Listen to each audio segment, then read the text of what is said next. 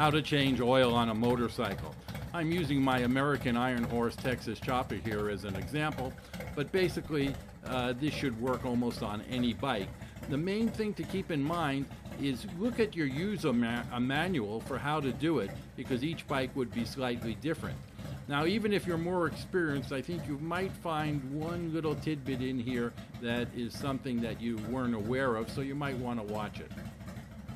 Now, make sure you run your bike, or do this after you've taken a ride on the bike. You want to make sure the oil's nice and hot and mixed up. The next important thing is make sure the bike is standing vertically, completely straight up and down. Now, as far as oil goes, I change my oil at least every 3,000 miles or once a season, and I like to use full synthetic oil, but that's up to you.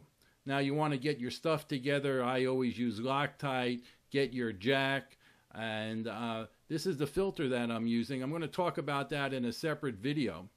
And here you can see the oil tank is under the seat. Take the cap out on it. My bike sits real low, so I set it up here to get it high enough to get the jack under there. And make sure the jack's on real good, because these bikes weigh a lot. Right there you can see, I'm pointing to it, where the oil drain plug is. You never unattach hoses go into the oil tank. There's always a drain plug. Here you can see I put the Allen wrench on it. And now we're draining the oil out.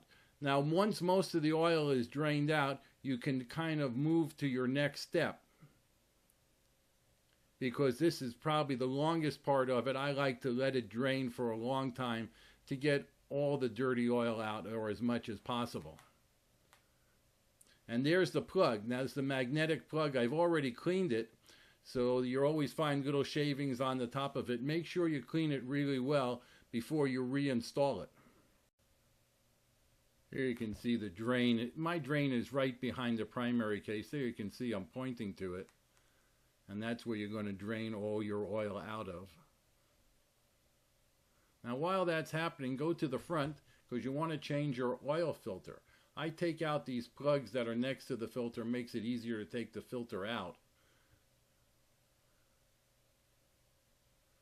Now there, the plugs are all out. I'm going to take the filter out. Put some rags down first. Now you could cut a milk container on a little angle and put it in there to catch your oil. If not, do like this, put a rag in there, because there's always going to be oil. Put my filter wrench on it, and there you go. You want to clean it up real well, put some oil around the seal, and that's the new filter that I'm putting on there. Now here you can see something that most people don't ever do, and it's not in a lot of manuals. Right at the bottom of the SNS engine is this plug, and it's a drain plug. It has a rubber seal going around it. There, I've taken it out. You can see the magnetic seal, the magnetic plug caught some particles, and there's a little rubber seal as well. Some people think you should never take this plug out, but hey, it wouldn't be a plug if it wasn't made to be taken out, and you get at least a good half a quart of dirty oil out of it. Now the next thing is put everything back together, fill your oil up, and this is what you have to do. Run it.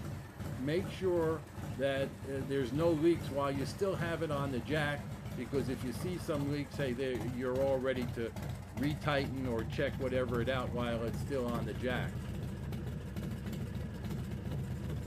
Now my bike, I fill the oil tank to about a ½ inch below the top. But again, check your manual for your own requirements as far as that goes. And I'm looking around here, make sure there's no oil leaking from the engine plug or the oil drain plug or around the filter. Now, we're going to add some special stuff on the site. I always put these videos up on my site. And so I would suggest that if you're more interested or you're interested in getting more information about this, you visit our site.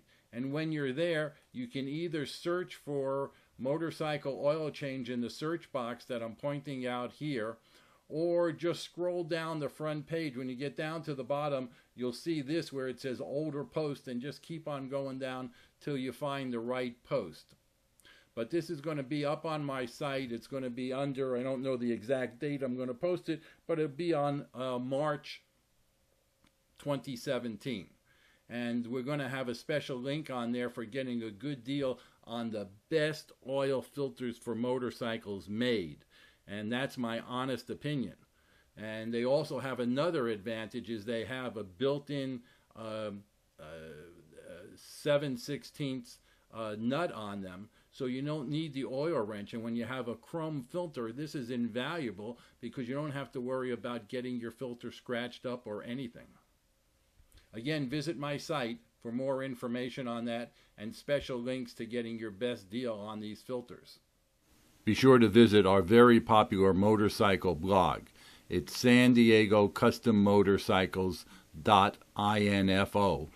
And when you're there, mark it as one of your favorites. Also, be sure to get a subscription to our YouTube channel so you don't miss any of our future videos. Hey, thanks for watching.